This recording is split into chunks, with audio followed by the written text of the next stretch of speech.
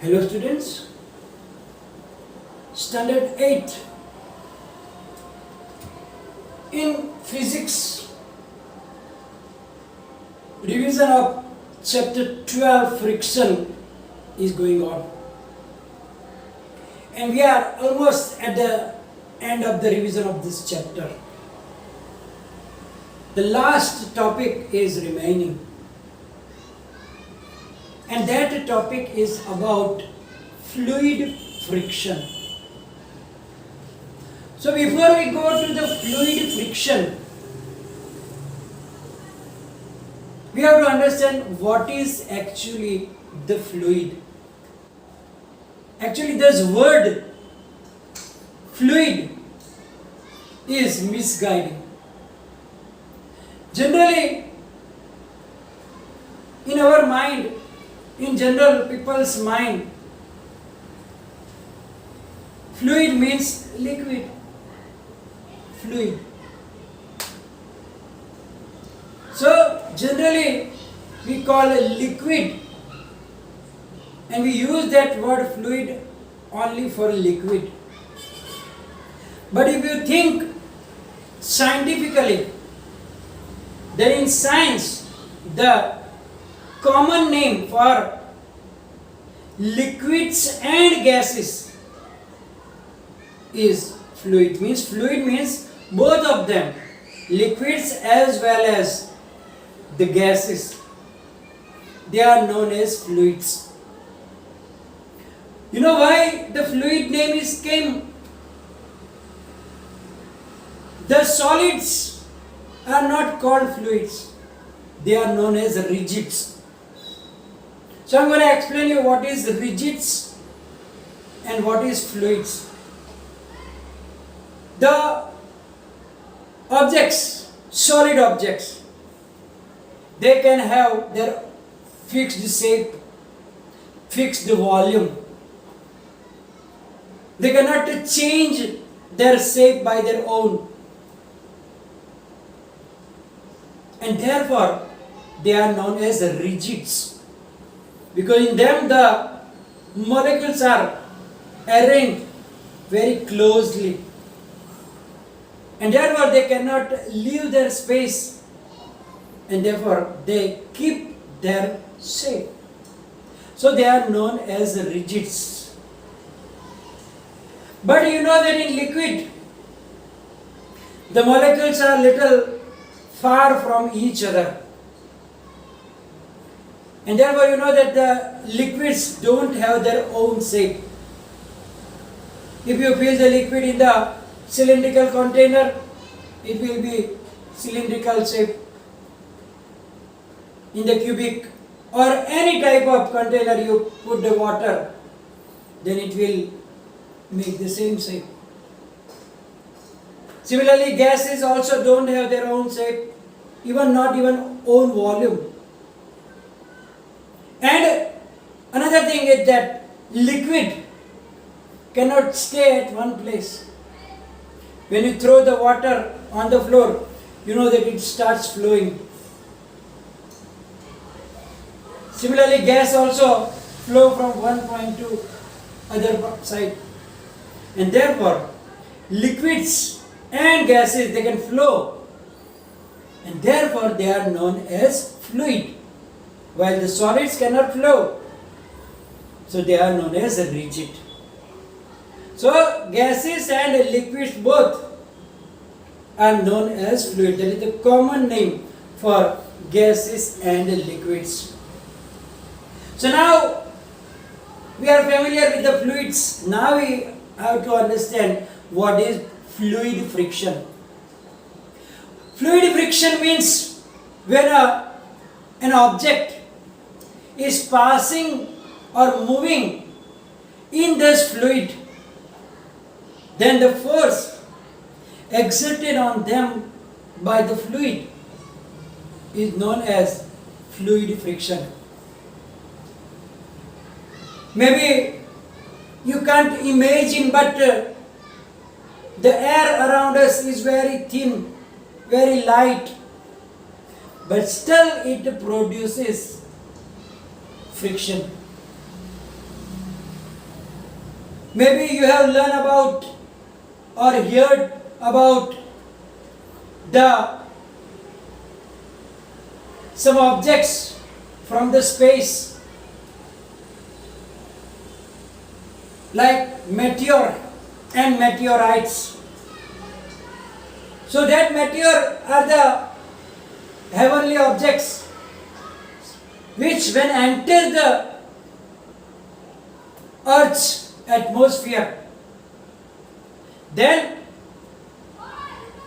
due to the Earth's gravitational force, its speed is increasing so much that it comes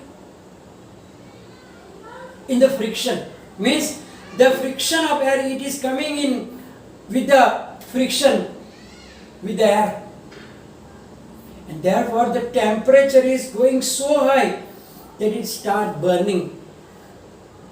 And that we call them shooting star. ખરતો તારો આપણે ગુજરાતીમાં કહીએ, ઘણા પિક્ચરમાં જોઈએ તારો આમ ખરે, shooting star. So why they are burning? Because of the friction with the air. It means that air looks light, very smooth, soft, but still it also produces friction. Similarly, when the objects are moving from the liquids like water or other liquids, then that water and other liquids also exert pressure on the object moving them, and therefore the object slow down. So these are known as fluid friction.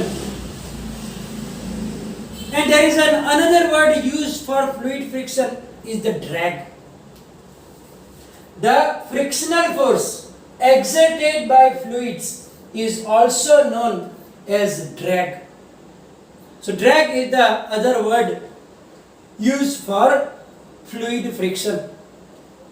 So whenever the object is moving through any fluid, either the gases or liquids, then that gas or liquid exert fluid friction on that object. And as I told you, it is known as drag also. Now this fluid friction depends on some things like that we are going to see now. The fluid friction exerted on an object depends on three factors. First, its speed with respect to fluid. Means if the speed with respect to fluid is more, there will be more friction. As I told you, when that meteor enters the atmosphere, due to the gravitational force, its speed is too high, and therefore more friction, much friction is produced, and for we know that friction causes the heat, and therefore the temperature is so high that it starts burning. So relative speed means if the speed is low, less friction is exerted on it, and if the force is much, speed is much, then the more frictional force will be exerted on it. Second thing, the shape of the object. Means if the shape is bigger or smaller, thicker, thin, etc. It depends on that also. And the third, the nature of the fluid. You know that all the fluids are not same, all the liquids are also not the same. Like if you touch water, if you touch oil, if you touch the other oil, which is in Gujarati we call divel, or you touch the kerosene, petrol, diesel, etc. they don't have same texture. Some are very thin, some are very thick. So it depends on it also, that which type of material of the fluid is. And then it depends on these three items, as I told you: the relative speed, the shape of the object, and the nature of the fluid. Sometimes they have the object which are passing or moving from the fluids, they have special shape to minimize this fluid friction. So to overcome drag or the fluid friction, objects are provided with special shape called streamline. Have you seen the shape of the aeroplane and shape of a bird? You will see some similarity on them, both of them, as you can see in this picture. Aeroplane and the bird. Can you find the similarity? Yes.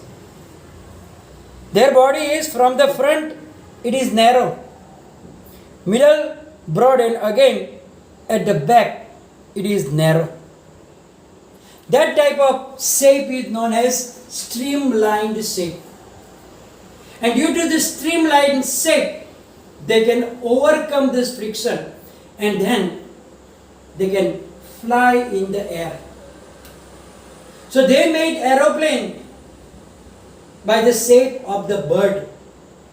That bird can easily fly because of that special body shape, and therefore they copy that shape and make the shape of the aeroplane like the bird, which is known as streamlined shape.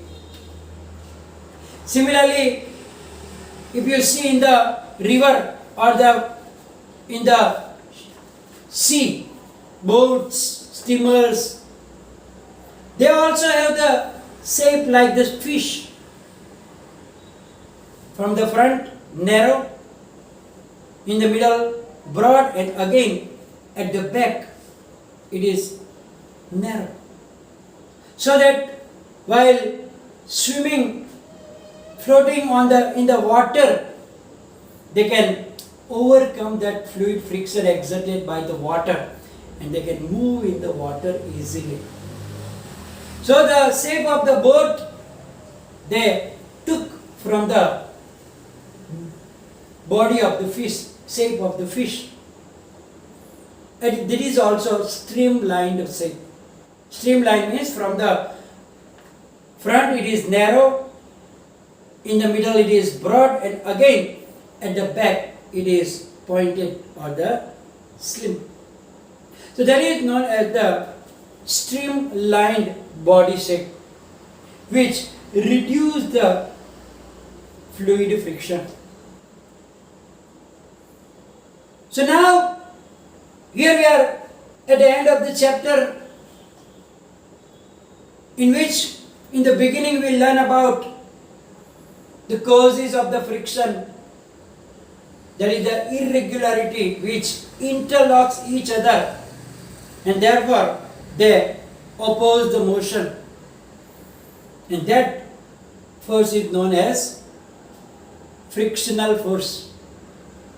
And we saw that smooth surfaces offers less friction, while the rough surfaces offers more friction. Friction is necessary also, friction is evil also, so we call it necessary evil. Some of our daily works is impossible without friction. We can walk due to friction. We can write on the board or in the book with pen or pencil due to the friction. Due to friction, the vehicles can run on the road also, and if you apply the brakes due to the friction, they can be stopped also. Sometimes we see that we need to increase the friction, like the tires are grooved, the shawl of your shoes are also grooved, tires are threaded, the sportsmen use that spiky shawl at the shoes. Similarly, when some players like kabaddi players or that fighters kusti, they take some clay and then they put it on their hands so that it cannot be very smooth. So here they are increasing friction. Sometimes we need to decrease the friction. For that we use lubricants like grease, oil, graphite, etc. We use fine powder on the carom board so that that coin can easily slide on that carom board, etc., etc. And then we learn about the three types of friction: static friction, sliding friction, and rolling friction. Rolling friction is very less.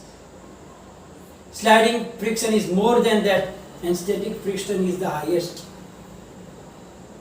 And therefore, the sliding friction is sometimes converted into rolling friction using the wheels, like in the ball bearings, in ship cases, applied with the wheels so that it can be easily rolled, etc. And last, we learn about this fluid friction. So here we are going to finish today's session, which will be followed by the question answering PDF. And if any problem, write down in the comment section. Thank you very much.